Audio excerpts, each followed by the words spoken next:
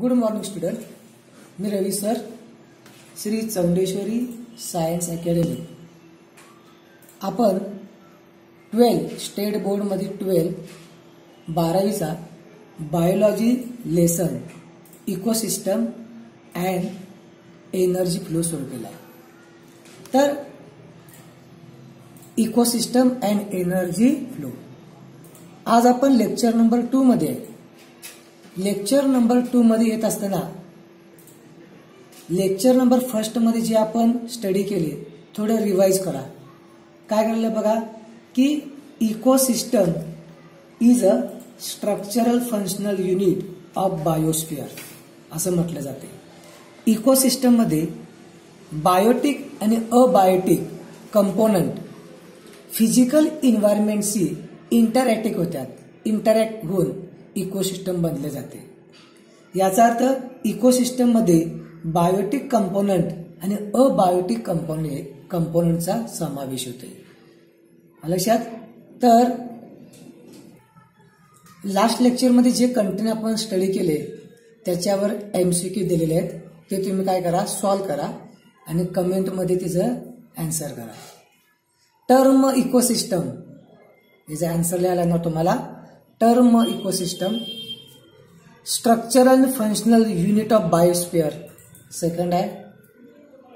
Third one name the terrestrial ecosystem आणि fourth one आहे the aquatic ecosystem. तर बघा आपल्या बुकमध्ये काय लिहिले बघा. Ecosystem structure and function. We know that all these biotic and abiotic component influence each other. Biotic component means living things.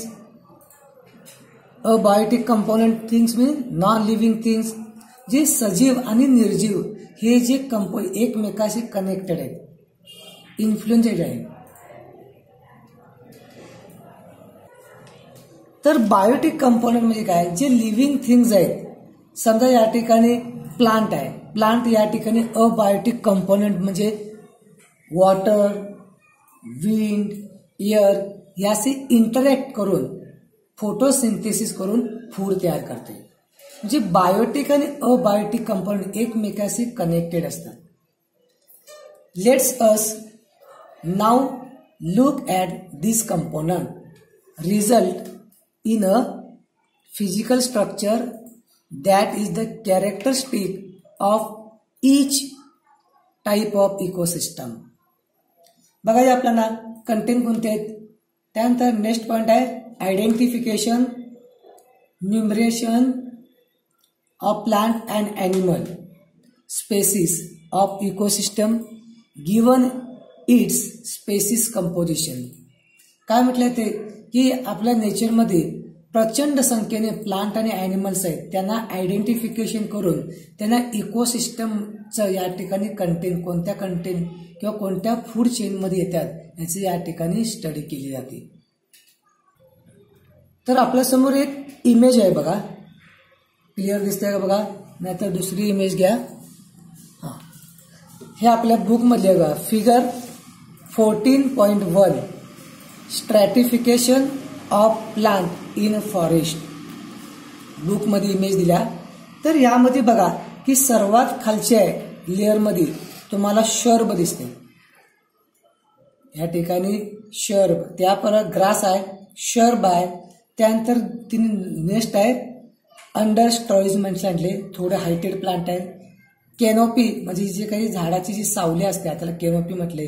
आणि त्यानंतर इमर्जंट लेअर सगळ्यात अप्पर या ठिकाणी असणार प्लांट. तुम्ही एखाद्या फॉरेस्टमध्ये जर गेला, ट्रॉपिकल रेन फॉरेस्टमध्ये गेला तर तुम्हाला काय दिसेल, तर तुम्हाला सर्वात खाली ग्रास दिसणार. त्यानंतर छोटे छोटे प्लांट दिसणार, हर्ब, शर्ब दिसणार. त्यानंतर त्याच्यावर थोडेसे हाईट असणारे प्लांट दिसणार.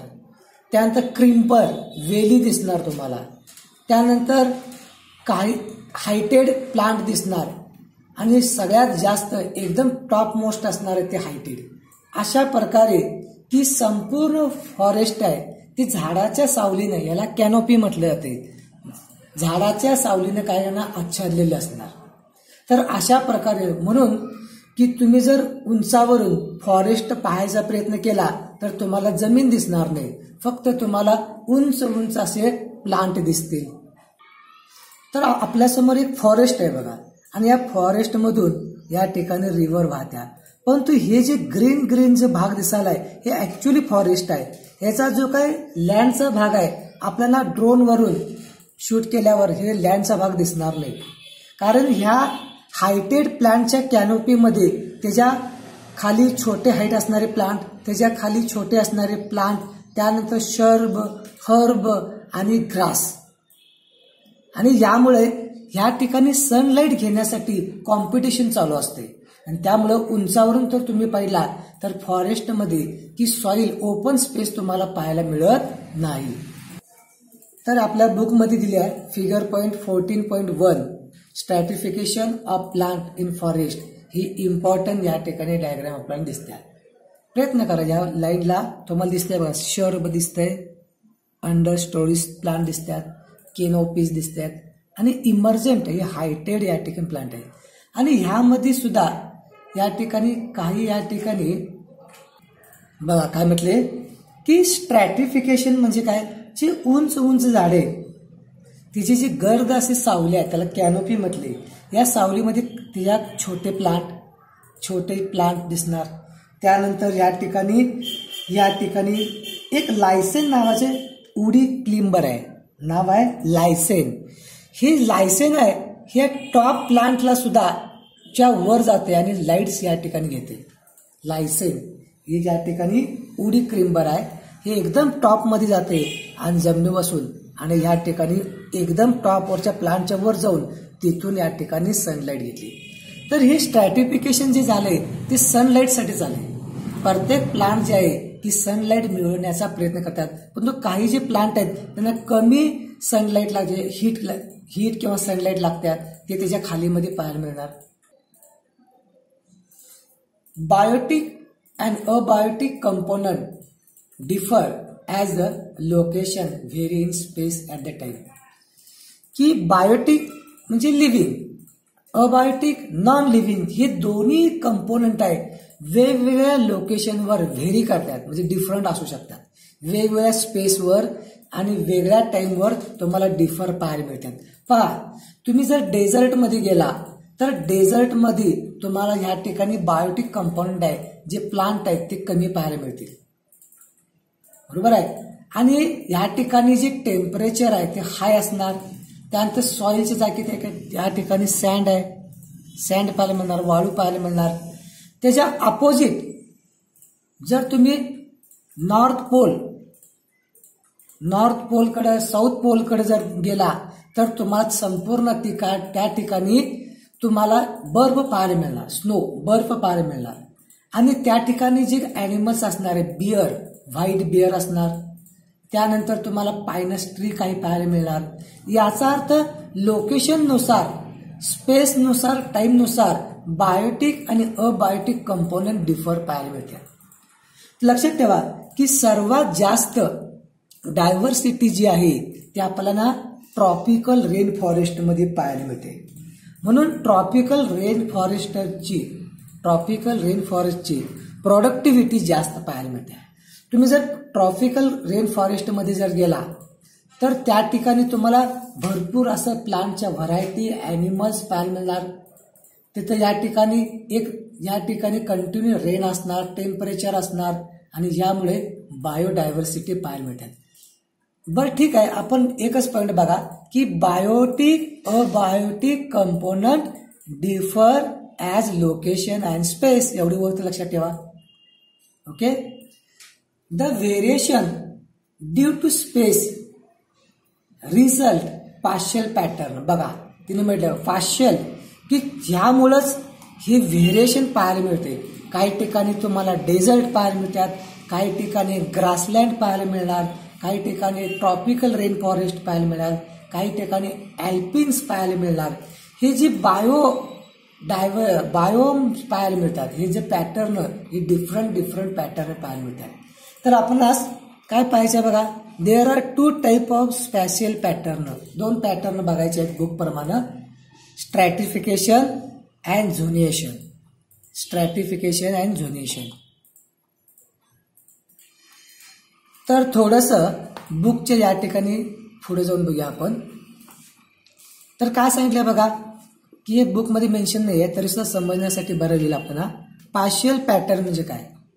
Speech purpose to describe, explain physical arrangement, भौतिक या ठिकाणी मांडणी of a space and sense or an object, की एका ठिकाणी फिजिकल भौतिक जी अरेंजमेंट आहे आणि तिथे असणारे object, main point are arrange in order of their physical proximity और direction relative to the one other. Example आहे tour of a particular place. तर पहा हिने काय सांगितले बघा, समजा आपण एका पर्टिक्युलर टूरला गेलो, आपण प्रवासाला जातो ना, समर सीझन असेल तर आपण थंड हवेचे ठिकाण जाणार, सिमलाला जाणार, आम्ही उटीला जाणार समर सीझन, किंवा या ठिकाणी काही वेळा आपण राजस्थान ठिकाणी जाणार, मेघालय या ठिकाणी, चेरापुंजी या ठिकाणी पाहायला पडणार. तर मेघालयमध्ये जर आपण गेलो चेरापुंजी, तर तिथून जो काही भाग आहे तर तिथं कंटिन्यू रेनी आहे. राजस्थानमध्ये जर गेलो तर तुम्हाला डेझर्ट पाहायला मिळणार. तर सिमलामध्ये गेलो तर तुम्हाला या ठिकाणी थंड हवेचे ठिकाण असं म्हटलं जाते. तर ह्या ठिकाणी पॅटर्न वेगळं पाहायला मिळते, कारण का तिथील जी फिजिकल अरेंजमेंट आहे ही तिथे डिफरंट पाहायला मिळते. The biotic and abiotic factor of the ecosystem may vary with location time. मगाशी वाचले आपण बुकमध्ये तेच दिले की बायोटिक आणि अबायोटिक फॅक्टर प्रत्येक इकोसिस्टम मध्ये वेगवेगळ्या लोकेशनला वेगवेगळ्या टाइमला डिफरंट पाहायला मिळते. This variation allow the formation of different partial pattern in ecosystem. छोटे छोटे पॅटर्न पाहायला मिळतात. फर्स्ट वन आहे झोनेशन आणि सेकंड वन आहे स्ट्रॅटेशन. झोनेशन मध्ये बघा तर तुम्हाला या ठिकाणी हे बघा झोन दिसतोय, हा एक झोन आहे, सेकंड झोन आहे, थर्ड झोन आहे, म्हणजे ग्रास, छोटं या ठिकाणी प्लांट, हाईट आणि एअर. पण स्ट्रॅटेशन मध्ये बघा एकाच लाईन मध्ये एकाच कॅनोपी मध्ये पाहायला मिळते. तर आपल्यासमोर या ठिकाणी आहे ट्रॉपिकल फॉरेस्ट स्ट्रॅटिफिकेशन. तर या सगळ्यात जर बघितला तर हाईट आहे, हा हायटेड प्लांट आहे, त्यानंतर त्याच्या खाली या ठिकाणी हा हाईट प्लांट आहे, त्यानंतर हा प्लांट आहे आणि ह्याच्या कॅनोपीमध्ये हा प्लांट, तर ह्याच्या कॅनोपीमध्ये हे छोटे आणि सगळ्यात शेवटी ग्रास. तर एका वेळी या ठिकाणी काय केले, या ठिकाणी तर बघा ग्राउंड सगळ्यात खाली आहे, ग्राउंड लेअर आहे, सगळ्यात खाली आहे ग्राउंड लेअर. तर सर्वात खाली ग्राउंड लेअर आहे, इथे तुम्हाला ग्रास पाहायला मिळणार. त्याच्या अप्पर मध्ये शर्ब, त्यानंतर या ठिकाणी अंडरस्टरी लेअर, कॅनोपी आणि इमर्जन. हेच आपल्या बुकमध्ये दिलेली इमेज आहे. हे जे स्ट्रॅटिफिकेशन आहे हे व्हर्टिकल स्ट्रॅटिफिकेशन आहे. व्हर्टिकल म्हणजे उभं, खालून एकसारखं, खालून वर. उभा म्हटलं तर व्हर्टिकल आणि आडवा असेल तर horizontal. Vertical structure of community from aquatic to terrestrial. All are structurally similar in that the zone of decomposition and regeneration is a bottom stratum and zone of energy fixation is a upper stratum. तर हे काय म्हटले बघा की ह्या ठिकाणी decomposition हे खालच्या बॉटम मध्ये होणार आणि एनर्जी जे फिक्सेशन आहे म्हणजे सनलाईट ऍब्सॉर्ब करणार ती अप्पर कडून. तर याला म्हटले व्हर्टिकल स्ट्रॅटिफिकेशन.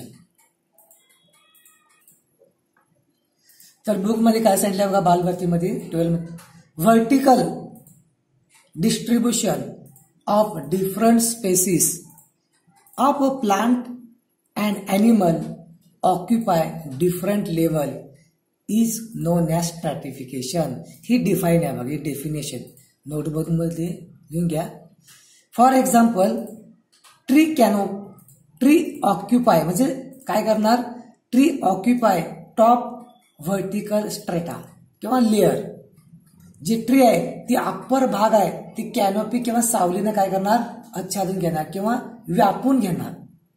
शर्ब सेकंड, त्यानंतर शर्ब, त्यानंतर हर्ब आणि सर्वात शेवटी बॉटमला ग्रास. बरोबर आहे. Similar stratification is also observe in open sea epipelagic, mesopelagic, bathypelagic आणि बेनिथ झोन. तर हे काय आहे आपण जरा बघूया. तर आपल्यासमोर ओपन सी समुद्र आहे बघा. तर काय सांगते, great increase in water deep. यामध्ये की ओशन जे महासागर आहे, जी डीप म्हणजे खोली आहे ती भरपूर असते, जिथं सनलाईट पण पोहोचू शकत नाही. तर divided into 3 vertical zone based on penetration of sunlight, की सनलाईट नुसार 3 भागामध्ये तिचं डिवायडेशन केले. Temperature decrease with the water deep. जसं आपण समुद्राच्या खाली येणार तर काय होणार, टेम्परेचर कमी होणार. काय होते बघा, जी सनलाईट आहे ही सनलाईट आहे ती अप्पर सरफेसवर पडल्यानंतर ह्या ठिकाणी समुद्रामध्ये सी मध्ये फायटोप्लांक्टॉन आणि अल्गी या ठिकाणी ग्रो करणार. सनलाईट जसं डीप काय होणार, डीप मध्ये जाणार ती थोडी थोडी कमी होत जाणार आणि सर्वात शेवटी जी आहे ती सनलाईट पोहोचणार नाही. याचा अर्थ समुद्राच्या तळाशी तुम्हाला प्रोड्युसर पाहायला मिळणार नाही. बरोबर आहे, कारण प्रोड्युसर यांना फोटोसिंथेसिस करण्यासाठी सनलाईट पाहिजे. मग सनलाईट काय आहे, सरफेसवरच पाहायला मिळणार आणि थोड्या प्रमाणात डीपमध्ये. एकदम टोटल बॉटम मध्ये तुम्हाला या ठिकाणी सनलाईट पोहोचत नाही, म्हणून आपण याला ओपन सी. याचा अर्थ ओपन सी हे जी ट्रॉपिकल लेवल आहे ही जी प्रोडक्टिव्हिटी कमी आहे. बरोबर आहे का बघा, ओपन सी याची जी काही प्रोडक्टिव्हिटी कमी आहे.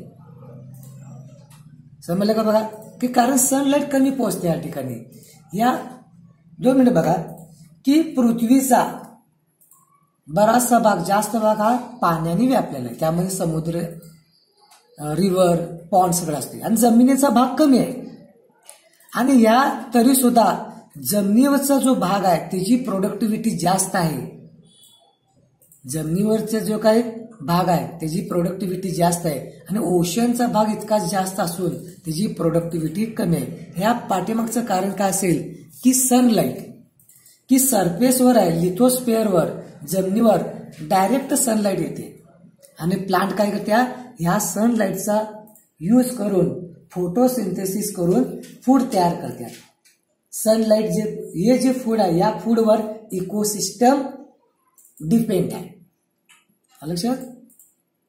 नेक्स्ट दिले bath zone. Characteristic of bath zone काय बघा, ही मिडल आहे. रिसीव्ह लिटल लाईट म्हणजे समुद्राचा अप्पर भाग नाही आहे तर मधला भाग आहे, तर ह्या ठिकाणी लाईट कमी प्रमाणात येतात. आणि ह्या ठिकाणी झू प्लांटन माहिती आहेत का बघा, झू प्लांटन, फायटोप्लांटन म्हणजे छोट्या छोट्या अलगे आहेत, डायटोमस ते नाहीत. ह्याला खाणारा कोण आहे, झू प्लांटन. म्हणजे मिडल पार्ट मध्ये तुम्हाला झू प्लांटन पाहायला मिळतात. Zooplankton and small species. ज्या झू प्लांटनला छोटे छोटे स्मॉल स्पीसीज ते काय करतात, खातात. Also contain solid large whale and occupy. या ठिकाणी बाथ झोन मध्ये जी फिश आहेत ती एनर्जेटिक असतात आणि त्यांना या ठिकाणी त्यांना जे काही शिकार करण्यासाठी जास्त परिश्रम घ्यावे लागणार. Many organism have a slow metabolic rate to conserve energy. तर ह्या ठिकाणी एनर्जीची बचत होण्यासाठी बरेचसे ॲनिमल आहे यांच्यामध्ये मेटाबॉलिक ऍक्टिव्हिटी थोडी स्लो राहते. आणि नेक्स्ट आहे बघा benthic zone. Benthic zone is the substrate म्हणजे फ्लोअर म्हटलं आपण. फ्लोअर म्हणजे मैदान, जमीन. On both shadow and continual shell and abyss. तर इथं दिसते बघा. तर ह्या ठिकाणी ही जी लेअर दिसते बघा तुम्हाला, दिसते बघा. तर ह्या लेअरमध्ये तर बेंथिक झोनमध्ये इथं स्लोप पाहायला मिळते तुम्हाला. काय आहे, हा सगळा स्लोप इथं पाहायला मिळते. तर बुकमध्ये सांगितले बघा, स्ट्रॅटिफिकेशन of animal in Amazon rain forest. तर आपल्यासमोर ॲमेझॉन फॉरेस्टची इमेज आहे. या ठिकाणी ड्रोनवरून, हेलिकॉप्टर किंवा ड्रोनवरून घेतलेला शूट आहे. तर बघा या ठिकाणी जर तुम्ही बघितला तर एक रिव्हर पाथ दिसते तुम्हाला, परंतु कॅनोपीमुळं की सॉइल दिसणार नाही तुम्हाला. इथं जी स्ट्रॅटिफिकेशन आहे, या स्ट्रॅटिफिकेशनमध्ये तुम्हाला फक्त काय येणार, हे जे ग्रीन भाग दिसायला आहे, तर ऍक्च्युली हे फॉरेस्ट आहे जी संपूर्ण. तर ह्याच्या आत काय आहेत, हायटेड प्लांट सगळ्यात टॉपवर आहेत, त्याच्या कमी हाईट. त्यानंतर तुम्हाला या ठिकाणी हर्ब, शर्ब, ग्रास अशा प्रकारची इथं मांडणी पाहायला मिळते. तर ही जी इमेज आहे तर ॲमेझॉन मधील इमेज आहे. तर आतापर्यंत आपण काय भेटले, व्हर्टिकल बघितलंय, उभं. आता काय बघणार, हॉरिझॉन्टल म्हणजे आडवं, आडवा छेद ना. Horizontal distribution of plant and animal on land in river. आता आपण आडवं बघायचं आहे, तर इज कॉल्ड अ झोनिएशन. ही डिफाईन आहे, ही महत्वाची आहे. Zonation is observe in aquatic जे जलचर आहे, ॲज वेल ॲज टेरिस्ट्रियल जमिनीवर, आणि त्याचबरोबर ॲक्वॅटिक या ठिकाणी सुद्धा तुम्हाला ही इकोसिस्टम पाहायला मिळेल. बट इट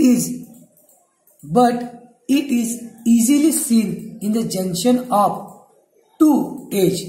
दोन जे एज आहेत म्हणजे कुठलं म्हणूया की टेरिस्ट्रियल आणि ॲक्वॅटिक, ज्या ठिकाणी ह्या दोघांचे एकत्र येते त्याला जंक्शन म्हणतोय आपण. तर ह्या ठिकाणी तुम्हाला सहज पाहायला मिळणार. बघा काय होणार की एज ऑफ लार्ज लेक, जे मोठा जे तलाव असेल, और beach show pronounced zonation in the form of intertidal, littoral, sublittoral zone. तर एज म्हणजे कडा, की एखादा जर पॉन्ड असेल, तलाव असेल, तर त्या ठिकाणी जी कडा असेल, काठ असणार ना. तर ह्या ठिकाणी एखादा, या ठिकाणी पक्षी असेल, एखादा बर्ड समजा, या ठिकाणी एखादा ॲनिमल्स आहे, तो काय करणार, ह्या ठिकाणी येणार. तर जो लँड जे आहे आणि वॉटर ही दोन्ही या ठिकाणी इंटरॅक्टिव्ह होणार. तर ह्या दोन्हीमध्ये तुम्हाला इझिली पाहायला मिळेल. तर बघा या ठिकाणी फिगर पॉइंट आहे 14.2 झोनेशन इन वेटलँड. तर इकडून बघा, हे जमिनीचा भाग आहे, तर आणि पुढे पुढे जाईल तसं वॉटर आहे. High marsh support pick weed and patch of cord grass. या ग्रास इनसेड हे जे बर्ड्स आहेत. A good habit for savanna, sparrow and clapper. हे जो वरचा जो काठचा भाग आहे, हे बर्डसाठी युजफुल आहे. त्याने थोडासा लोअर पुढे गेला, low marsh is good habit for congress, insect. त्यानंतर इरेक्ट बगळा आणि क्लॅप्टर रेटल. त्यानंतर mud flat in rich in invertebrate. इथे तुम्हाला इनव्हर्टेबर्ट पाहायला मिळणार. अलगी असणार, अलगल म्हटलंय, अलगल मॅट ग्रो हिअर, आणि ह्या ठिकाणी अलगी तुम्हाला पाहायला मिळणार. लास्ट वन आहे subtidal channel are important habit for fish and low tidal. They allow good drainage for floating muds.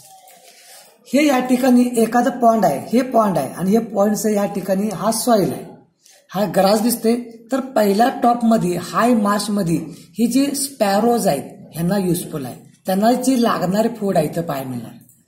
Low smash मध्ये गेला तर बगळा जो इरेक्ट आहे त्याला ह्यो भाग युजफुल आहे. परंतु मड फ्लॅट मध्ये जर गेला तर तुम्हाला इनव्हर्टेबर्ट पाहायला मिळणार. आणि ह्या ठिकाणी अलगी इथं ग्रो होणार. लास्ट आहे सब टायडल कॅनल, आणि ह्यो जो गुड हॅबिट आहे या ठिकाणी they allow good drainage floating mud float.